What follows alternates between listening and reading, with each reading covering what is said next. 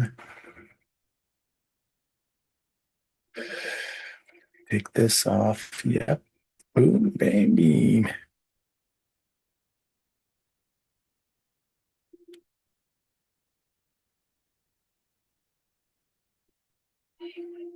Solid. Solid.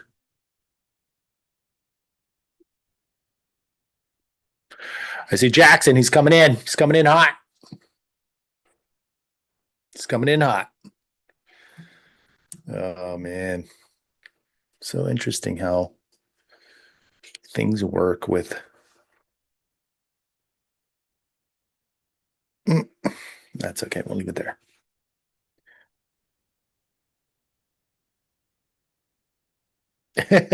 What's up? What up, brother? I think we're all solid, ready to rock whenever you are. I think we're right on the money. Yes, sir. All right, rock and roll. All right, let's do this. What's up, everybody? Welcome to episode 341 of Boog Life, pitted with Action and Manny V. Yes, So sir. what's good, Stoked brother? yeah, I mean, I'm stoked we're still plugging away here on Book Life with Pitted. Gosh, 341. That's freaking pretty awesome. We got Art online over here on the YouTube chat. And if you guys are chiming in, just use the chat and I'll be looking over and seeing who's on board to be watching this. But all good on this side, Jackson. The sun is out. A little bit of morning May gray here on the West Coast, but otherwise enjoying the sun after maybe 10 a.m. and it's been beautiful. Hey, that's Southern California. A little May gray leading into June gloom, maybe a little gray sky July. It'll be all good. All As good. long as there's waves, it don't matter. Exactly. Perfect. All right, so let's get into it. I've got a couple of shout outs. First and foremost, I'd like to say thank you to Andrew Bitlaris, who's based here on the East Coast in North Carolina. He's the man behind Anthem Bodyboards, a former Custom X team rider. He was kind enough to send out some North Carolina bodyboarding gear, some NCBB gear. I got myself a trucker hat, Sick. a beer koozie, and SPF rated long sleeve. Oh, that's a sick. That's a sick. What do you mean FPF? What? Is it It, a rash it's guard? it's sun protection rated. It's like a surf shirt. Oh, sick. It's not form fitting like Lycra, but it is SPF 50 rated. Sick. North Carolina North Carolina bodyboarders. bodyboarding. Nice. So Awesome. yeah, I and he think sent we me. I think I think we did an interview with him. I think Yeah, you did. yeah, I'm pretty sure we did. Yeah, I met Andrew when we were in my early days as a Custom X team rider. He was one of my teammates, and he has since gone on to do his own thing. He's got some solid talent riding for him, including the likes of John Mangini, and set me up with some North Carolina bodyboarding gear. I'm pretty stoked. So thank you, Andrew, on that.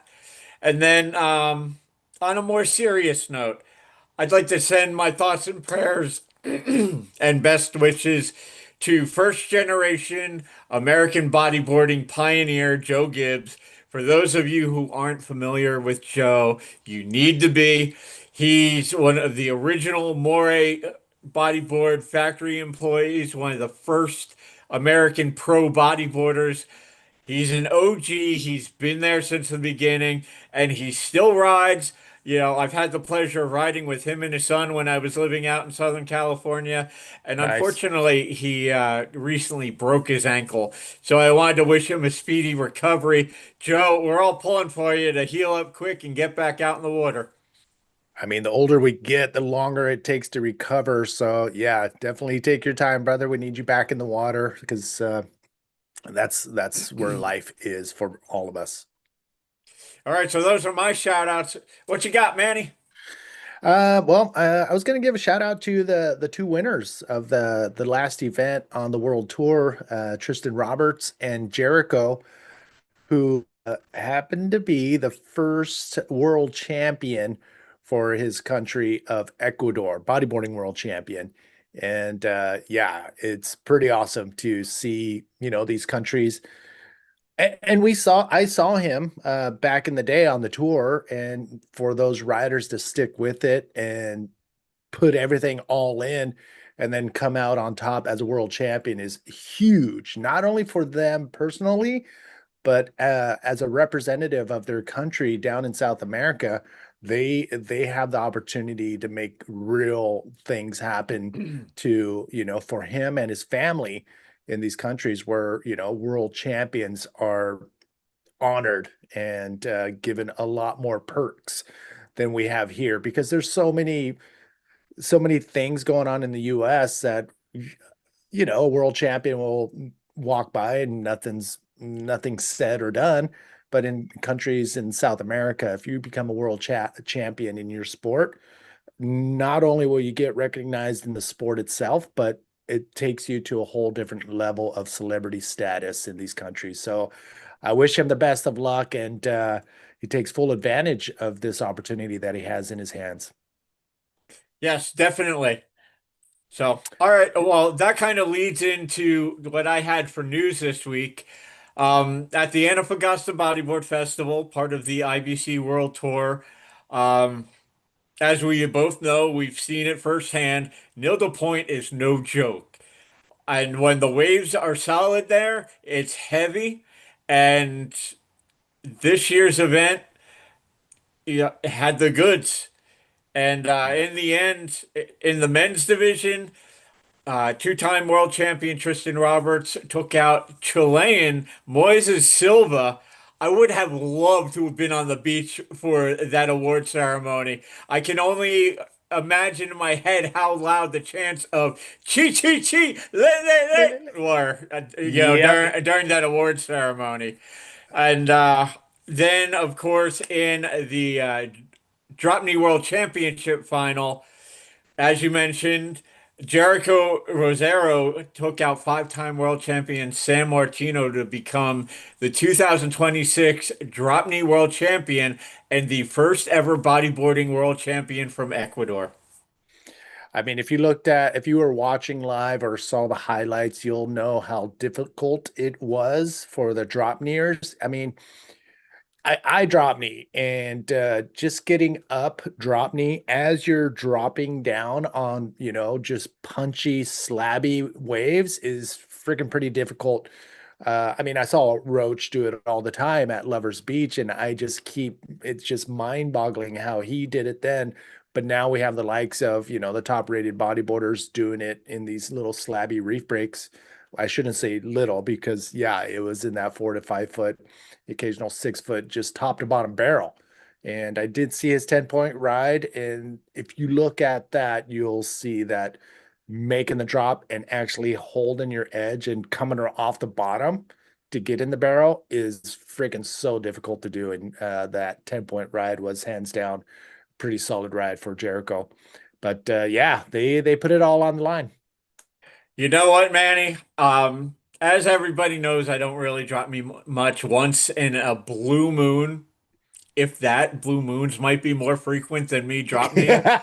As a goofy footer who can't drop knee to save my ass, I've always been fascinated with and love watching good, powerful, stylish drop knee.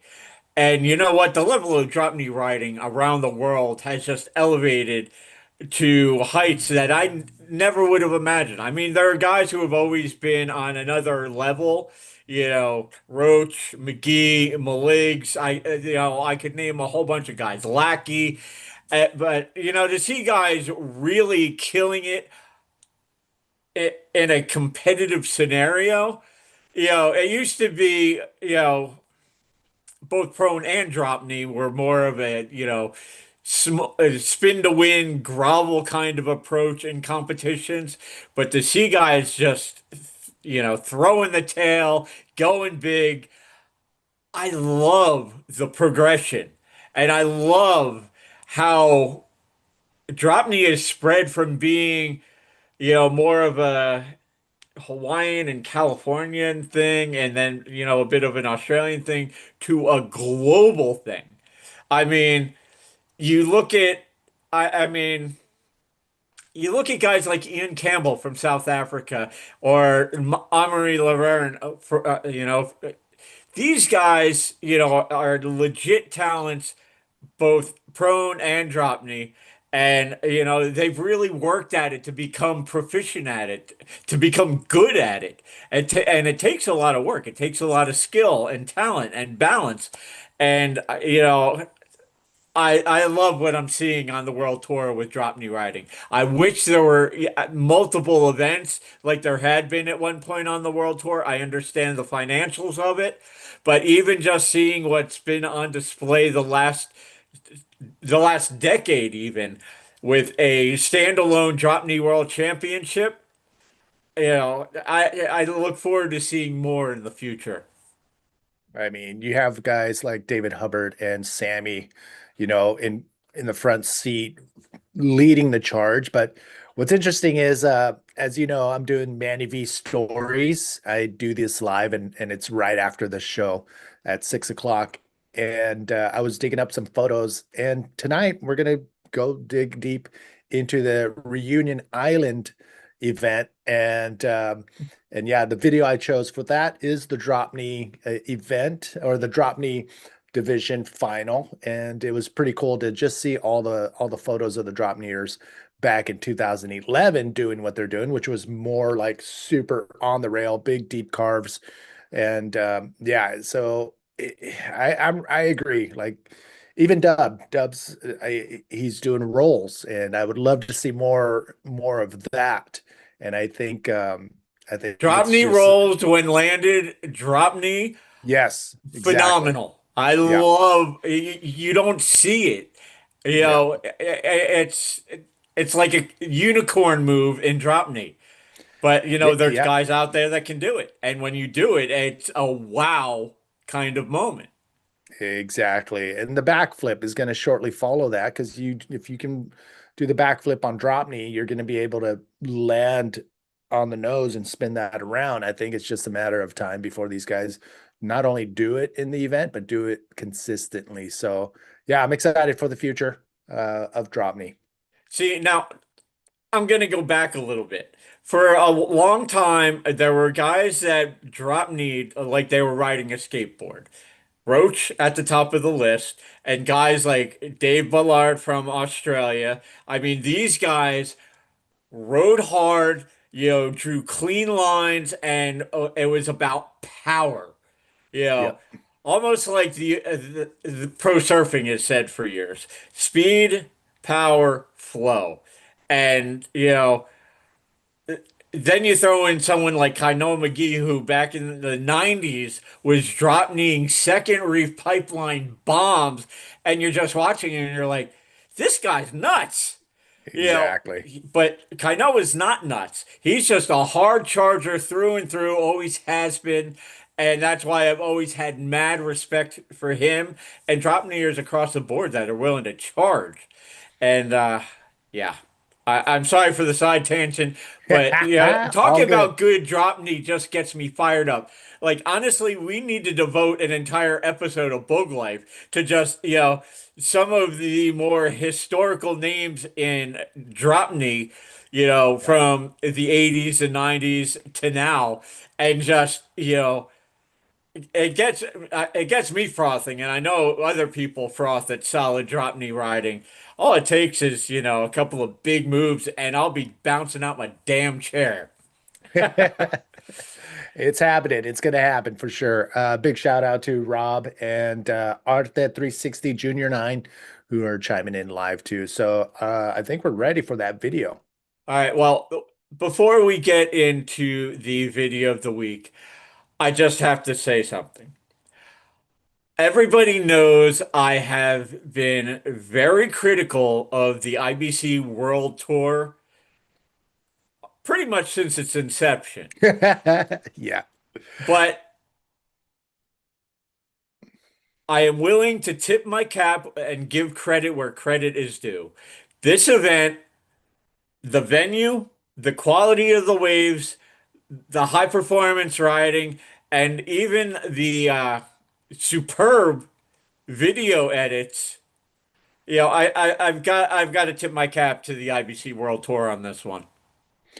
Yeah, I mean the promoters that took over the World Tour and made it the IBC, the promoters themselves are very, very good at promoting single events. I give them that.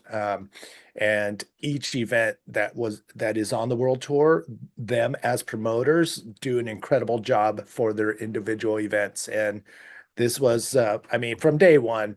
eh, in Chile, they've been putting together incredible events, and as a promoter of single events, they are the best of the best. So yeah, I do give them credit on that too. I'll be honest, I really miss, working the events in northern Chile. You know, Arica, obviously, Antofagasta, Iquique. I mean, Arica, for a couple of years, I was spending a month, working in northern Chile, and I loved it. yeah, it's pretty amazing down there. It's So, so different. if you've never been to northern Chile, you really need to put it on your travel list because you're talking about a part of the world where you've got the Atacama Desert, the ocean, wine vineyards, all So crazy. compressed into the same area, all within short driving distance, and the people, the culture, phenomenal. Yeah, I agree. Every time I went down, I had an incredible time, and just going on these little side adventures just like blew my mind. And yeah, it's beautiful. If you can get to one of those events, definitely do it. Yes, definitely. So, with all that said and done, we're going to jump into this week's Bug Life video of the week, and it's the highlights clip from the Antofagasta Bodyboard Festival. All right, let's do it. Let's see if I can pull that up. Make sure I got the sound for that. Yep. And let's rock.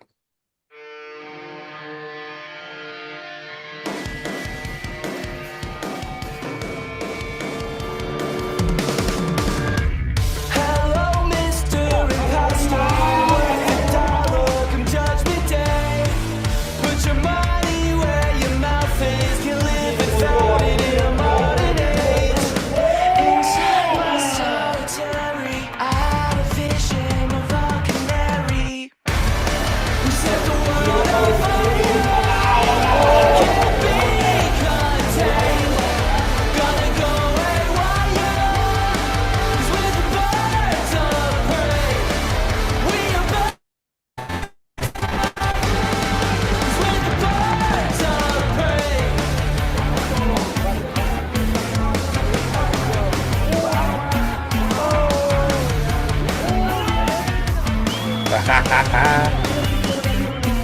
Hello, Mr.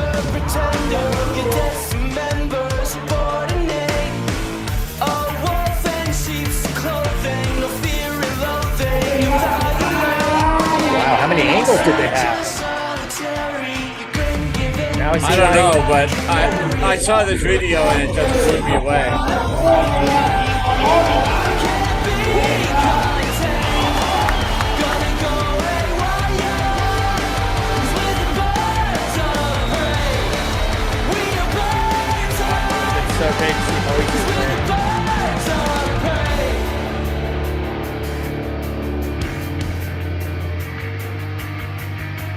Find out what feeds the rage and fuels the flame. Find out what feeds the rage and fuels the flame. You find out what feeds the rage and fuels the flame. Sí, alguna vez me comentaste que era bueno en el DK. We set the world on fire. Can't be contained. Gonna go haywire. 'Cause we're the birds of prey. We are birds of prey. 'Cause we're the birds of prey. We are birds of prey. 'Cause we're the birds of prey. We set the world on fire.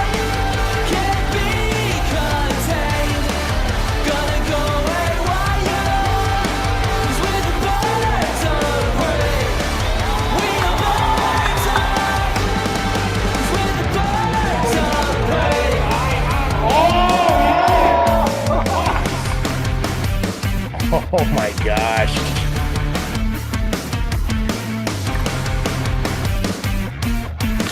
Hello, Mr. Pretender, you dismember, subordinate. A wolf in sheep's clothing, a fear and loathing, evaluate. Inside your solitary, your grin giving, killed that canary. Damn. Can't be contained. Gonna go haywire. 'Cause we're the birds of prey. We the Is that the 10-point ride? I think it was. Yeah, I got a 10-point ride in that final. I'm guessing that was it.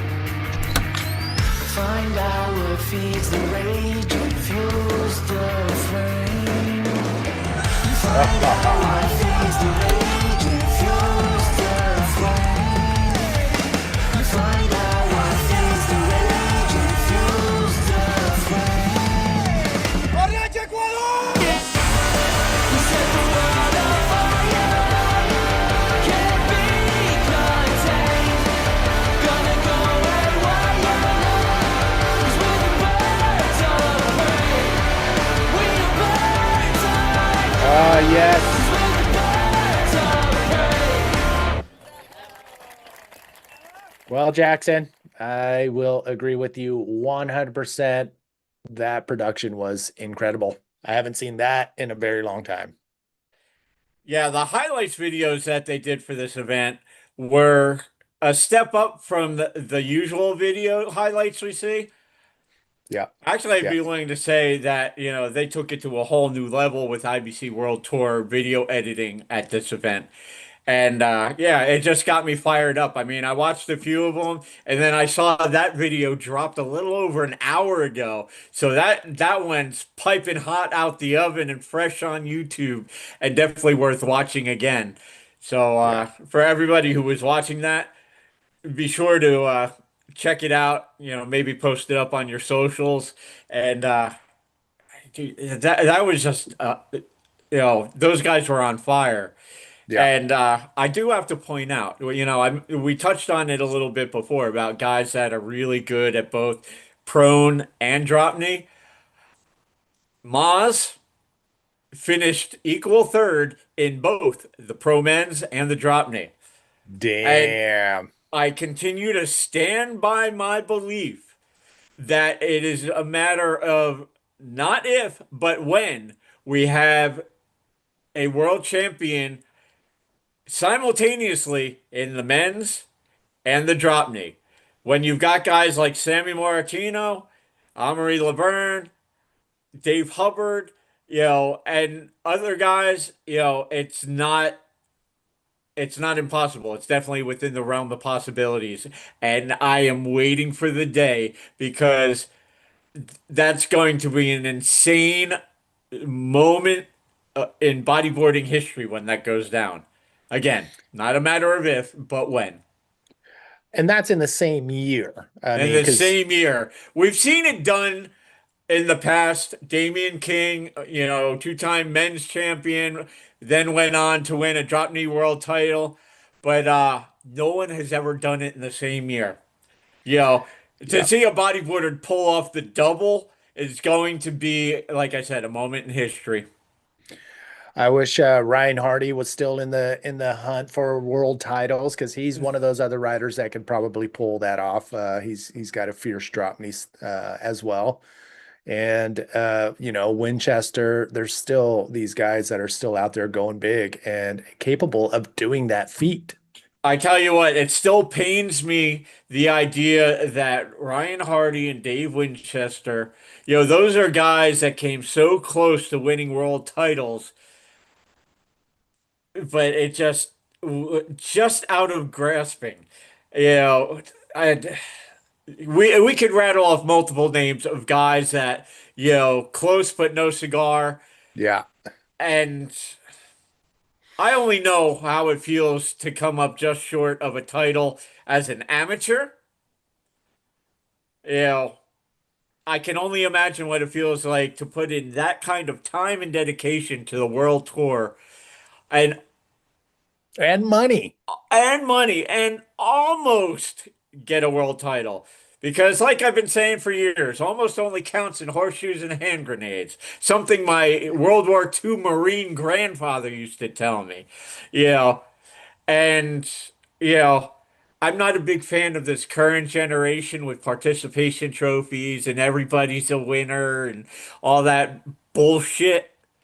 You know, you win or you don't. There's the winner and there's everybody else. Yep. And, it sucks that these guys are so good and they just were not able to nail it down.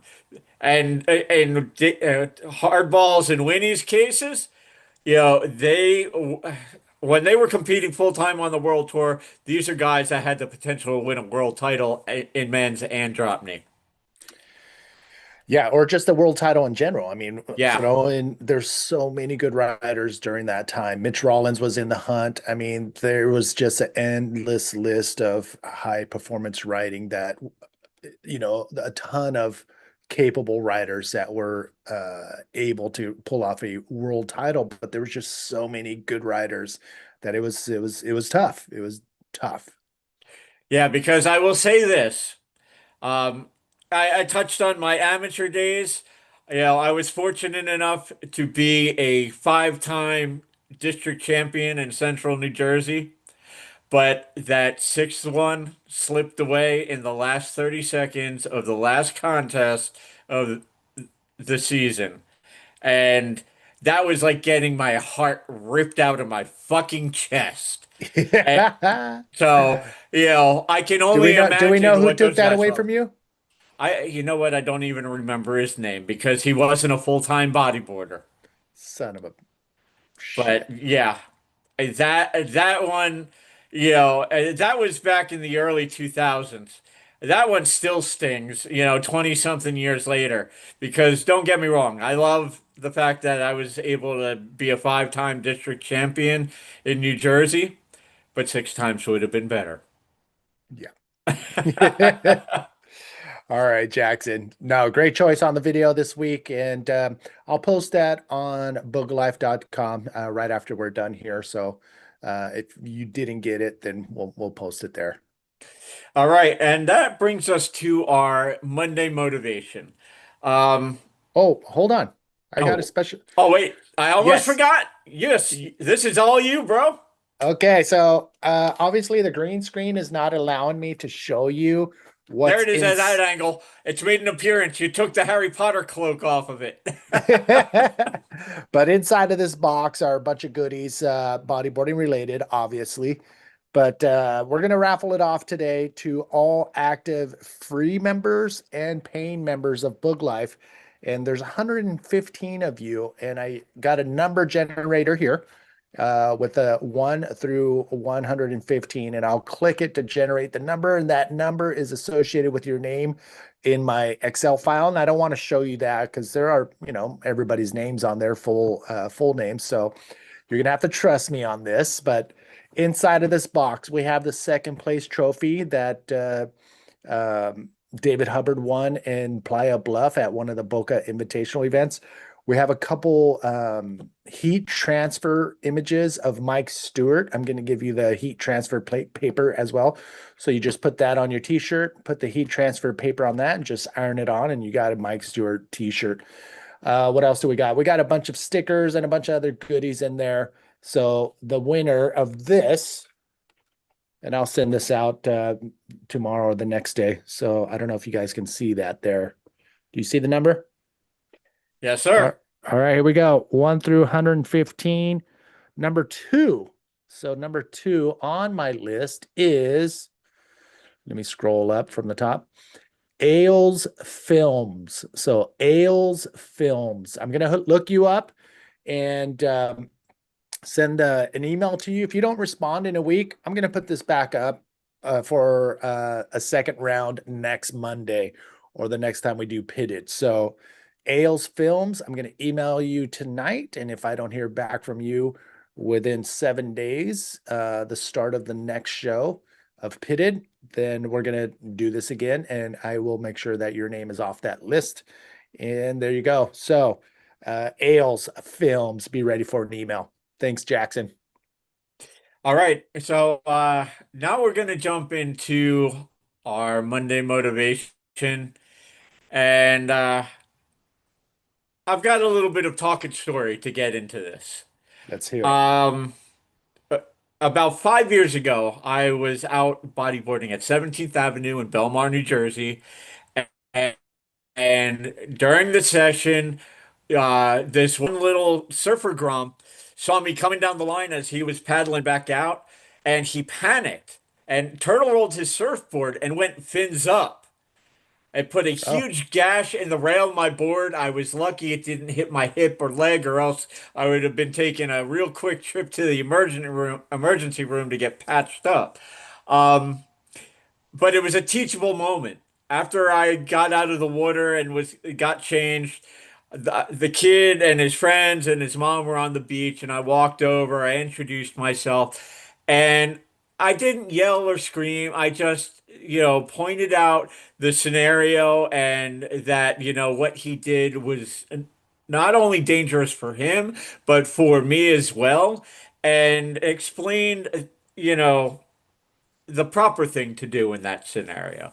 And that kind of leads into this week's Monday motivation because it applies to life as well as being out in the water.